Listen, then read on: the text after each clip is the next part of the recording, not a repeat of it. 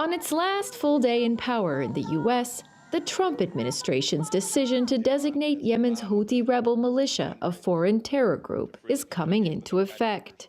Top UN officials are urging the U.S. to revoke the decision, warning that the label threatens fragile negotiations meant to end years of violent conflict between the Houthis and the Yemeni government. We fear, in my mission, that there will be inevitably a chilling effect on my efforts to bring the parties together. We all hope to have absolute clarity on far-reaching exemptions to be able to carry out our duties.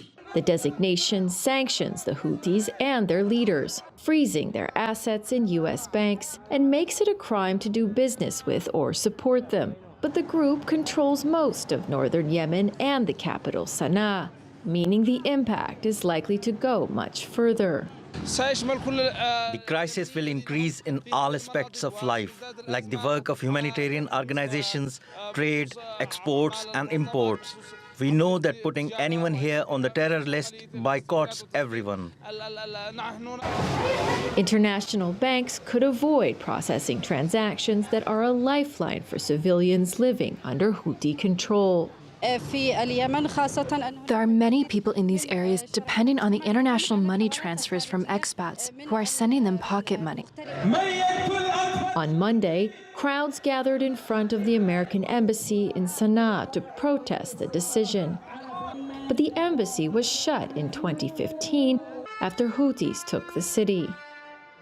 Back in the U.S., the Biden transition team says it's reviewing each aspect of the terror designation and will decide on the policy's future based on U.S. national interests.